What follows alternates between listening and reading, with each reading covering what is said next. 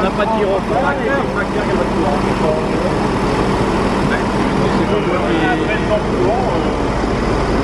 Un frein sans courant, c'est incroyable.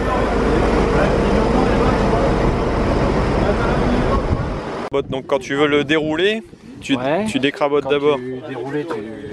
Tu viens le bloquer avec la petite chaînette. Quand tu le déroules. Quand tu le déroules. Quand tu le déroules, position avec la chaînette. Voilà. Bon, c'est bon. Voilà. Il y a un tournevis. Enroule. Tu l'enlèves. Là, ça marche. Et ici, tu... C'est bon, là. Ça, c'est quand tu le déroules. Ça, c'est quand tu le déroules. Position déroulée comme ça. Des deux côtés. Hein. Oui, oui. Des deux côtés. Les deux côtés. Un côté et l'autre côté. Pour l'enrouler, enfin. Ok. Voilà, l'anneau, je me demande si on devrait pas le virer. L'anneau. Bah, j'ai pas, regarde. J'ai peur qu'il va toucher à la roue. Ah, il s'en va pas. Je déroule, je vais laisser là, je vais remettre la tuyau. Attention.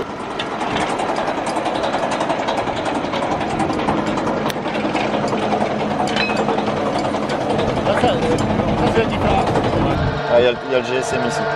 Et là, je contrôle mes tours. Tout à l'heure, j'avais dit combien? 1200. Donc il est bon. Bravo. Voilà. Donc là, c'est ce que je vous disais aussi. Je vais vous faire l'exemple. De faire attention à ce paramètre-là avec l'automatique et le manuel. C'est que là, si je veux passer en manuel, j'entends un bruit suspect. Je me mets en manuel. On arrête. Je le fais ralentir. Je peux regarder ce qui se passe. Il tourne tout doucement. On peut écouter, regarder. Si ça va pas assez vite, on accélère un chouïa. Vous voyez? Là, on peut faire ce qu'on veut. Maintenant, ce qui est hyper important, c'est que pour repasser en travail, ouais, mais il y a autre chose à faire. C'est que si je fais automatique, je fais flèche tournante, je m'en vais, il reste comme ça. Hein. Donc il faut rappuyer sur cycle pause. Oh là là, on va les enlever. Donc il faut pas le baisser quoi. Il faut laisser comme il est. Non, faut pas dire ça. C'est qu'on a possibilité de le faire, mais il faut rappuyer sur cycle pause. On a arrêté le cycle, donc on a pris la main manuelle. L'homme il sera toujours prioritaire. Donc on allume le Dosidis. Là il nous donne le programme en fait V2.C, c'est le programme du REPROM. Donc là il nous met un GSM, du fait qu'on a un GSM. Donc ça il peut nous le faire quelques fois. Hein. Là bien sûr il met une erreur, ça je vais me renseigner ce que c'est. Donc ici, on va attendre le GSM, on va arriver sur le tableau général. Voilà. Donc on voit ici on a tempo départ, capteur, longueur déroulée, paramètres programmés. Donc je vais tout vous expliquer au fur et à mesure. Lui il va partir après. Donc on voit en fait qu'on a des petits traits qui descendent. Hein. Tempo départ, 0. Capteur, on voit ça descend, on voit un petit trait noir en haut allumé. Ensuite on va avoir la longueur déroulée, 519 mètres. Donc là si on veut on peut contrôler sur le tuyau. En paramètres programmés, on a un petit P. Donc là, on travaille en pluviométrie. Donc on a possibilité de travailler avec une vitesse, une heure d'arrivée, ce que je déconseille, surtout si vous êtes à plusieurs à travailler sur la machine. Et en général, on travaille tous en pluviométrie. On ne travaille pas avec une vitesse mètre heure si la machine a la possibilité de travailler en pluvio. Donc là, vitesse réelle ensuite trait noir, on est à 0. Marche arrêt A, arrêt. Décompte de secondes, là on est à 0, après lui il va toujours calculer, c'est le Dosidis en fait qui réfléchit on va dire. Et tempo arrivé 0. Ensuite la ligne du bas on a 1 mètre cube heure. Donc là on est à 40. Vitesse programmée 40 mètres heure. Pluviométrie 20 mm. Cycle pause on a un trait, pause. Et l'heure d'arrivée 7h56. Donc là c'est à dire que si maintenant je le mets en route tel qu'il est programmé, il arrive à 7h, voilà, 7h57 maintenant. T'as oublié de dire la largeur. J'y suis pas. Ouais, tu l'as pas sur le tableau général. Voilà. Donc maintenant on va défiler pour aller voir la largeur. Donc ici avec la flèche tournante, j'appuie une fois, j'ai mon premier paramètre, tempo départ. Donc si je veux lui mettre, admettons, 5 minutes avec les petites flèches, ici je viens lui mettre 5 minutes. À partir du moment où je fais flèche tournante, c'est enregistré.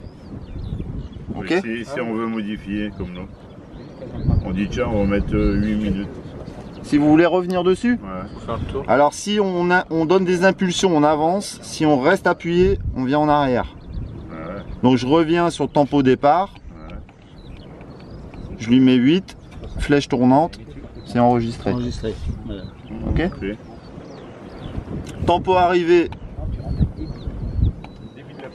5 minutes, flèche tournante, Enregistré. Ouais. tempo auxiliaire. Ah oui, deuxième. Ça, c'est le petit canon. Ouais, Petit donc, canon. on va pas lui mettre autant parce que... On lui mettra une minute. Donc là, ici, on a vitesse mètre heure 40. Le L, ça veut dire que c'est secondaire. C'est secondaire. Donc là, ça veut dire que si je modifie maintenant la vitesse, tout à l'heure, on avait un petit P en pluviométrie. Donc là, si je veux, admettons, travailler en vitesse mètre heure, je veux travailler à 38 mètres heure. Je fais une flèche tournante, c'est enregistré. Je vais revenir dessus. Là, on n'a plus le L, on a le P. Donc ça veut dire que maintenant, c'est la vitesse mètre heure qui est prioritaire. Ah Ok. oui, d'accord. Donc maintenant, si je retourne sur mon tableau général, j'ai plus un P pluviométrie, j'ai un V vitesse. C'est le dernier paramètre qu'on modifie qui sera enregistré. Donc là, c'est 38 mètres heure. Donc là, on voit maintenant vitesse programmée, j'ai mis 38 mètres. Ouais. Et en pluviométrie, on a plus 20 mm. Forcément, ouais, Forcément, il c'est nous a mis 21. Lui, il l'a calculé tout seul. Oui. Au moins 8, et on Ok. y met plus d'eau. Ouais, c'est bien. Donc je repars et on voit, tempo départ, j'ai mis 8 minutes Et 5 à la fin. et 5 à la fin. Ok. Donc flèche tournante, tempo départ, tempo arrivée, tempo auxiliaire, vitesse mètre heure, longueur déroulée 519, on peut le contrôler sur le tuyau hein, si on veut. Heure d'arrivée, 9h. comment? Alors, vous arrivez fin. 9h. Non, alors ça c'est, moi ça je vous le déconseille fortement, ça vous y touchez pas. Parce que ça va vous créer des erreurs et des défauts. Et en général, les gens ils paniquent tout de Faut pas y suite. toucher Et parce allô. qu'on peut programmer l'heure d'arrivée. Voilà. Non ah ouais. Mais en général, Donc, les gens ça ils vont lève dire dessus. ouais, il pleut, allez, vas-y, il est 10 heures, Faut laisser couler quoi. dans 1 heure, on va lui dire d'être là. Donc lui, il va ouvrir le bypass à fond, il va carburer, bouh, erreur. La turbine, elle va tourner à 2500, 3000 tours. Mais On il peut- bousille tout. Mais il peut se mettre en alarme et puis bloquer la pompe. Comment? Si ça se dérègle, il y a une alarme dessus. Ah non. Faut laisser courir. Ah, il ferme, ouais. De quoi il ferme? Bah, l'arrivée Ferme d'eau. la vanne. S'il y a un problème d'enroulement. Ah, c'est un problème d'enroulement. Oui. Ah ouais, mais ouais. S'il a un problème d'enroulement, derrière, j'ai fait voir tout à l'heure, il y a un petit pontage derrière la carte. Ouais. Ouais. Ce pontage sert à donner la détection des capteurs. Ça veut dire que s'il y a une chaîne qui casse, ou peu importe, hein, Ouais. Il s'enroule plus. s'il arrête de s'enrouler au bout de 30 secondes, pour lui c'est un défaut d'enroulement. Donc il se dit il y a un problème, j'arrête. Donc il va fermer le bypass en premier, il arrête l'enroulement et il vient fermer la vanne tranquillement, Haute pression, puis ça se coupe. haute pression et ça coupe votre station. Pour éviter que ça tourne toute la nuit sur place. Ok. Ouais. Ça, tu peux le régler, la fermeture de la vanne. Le temps de fermeture de vanne, Oui. combien de temps? On peut, ça peut être très rapide ou très lent. On peut l'adapter si on a 1, 2, 3, 4 machines sur un forage. Mais on peut modifier la vitesse. Ouais. Donc heure d'arrivée, pour moi, ne l'utilisez pas, Ouais, ça va ok. vous causer des problèmes. Peut-être que dans quelques années, vous pourrez l'utiliser. Moi honnêtement, il n'y a On sera aucun prêt. client. Je serai- Non mais il n'y a aucun client qui l'utilise. Il n'y a aucun client qui l'utilise. Le débit. Donc ça on verra par rapport à la... Parce qu'apparemment vous Par- n'avez pas tous la même pompe. c'est vous par n'avez rapport à pas la tous pression de travaillé la pompe, pareil, ouais, voilà. ouais, Donc là je vous ai mis un abac. Hop, pardon. Là je vous ai mis un abac. Donc ça veut dire que peu importe par rapport à votre forage, la pression qu'on aura sur la machine, on sera déterminé ce qu'on doit rentrer en débit mètre cube et écartement. Donc ici on voit, on a le diamètre des buses qui va de 16 à 34.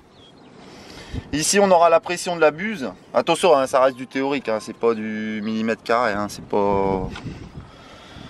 Ensuite on va avoir le débit en mètres cubes qui sera rentré par rapport à la 24. Donc là on est en l'occurrence en buse 24. Donc si en pression à la buse, admettons on a 5 bars, on peut avoir aussi la pression ici. Hein. Pression ici c'est la pression turbine qu'on aura là. Donc ici si admettons on a 6 bars, eh ben on sera qu'on a un débit approximatif à 46 mètres cubes.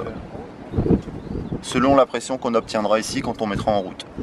Donc après chaque client, par rapport à sa buse et à la pression qu'il y a ici, il s'est déjà déterminé à peu près quel mètre cube il peut enregistrer. Donc là comme j'ai modifié la pluviométrie, c'est lui qui reprend le dessus. Ah ouais, c'est quand on modifie qu'on reprend le dessus, il n'y a Voilà. pas de... Le dernier paramètre modifié. Dernier paramètre modifié enregistre la priorité. Voilà. Donc là on a pareil des heures départ. Tout à l'heure on a l'heure d'arrivée, là on a l'heure départ.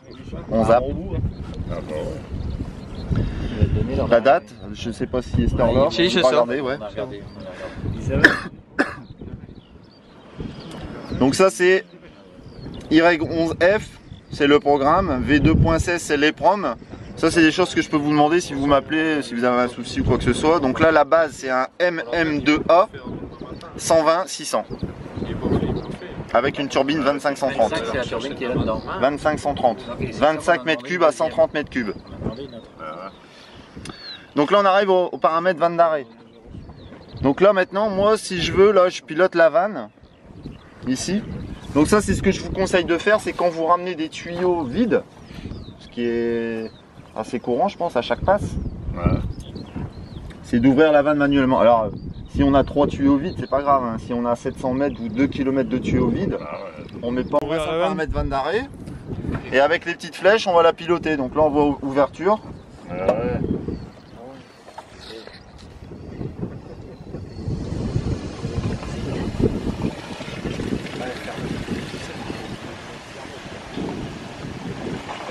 Vous l'ouvrez à fond? Non, jamais.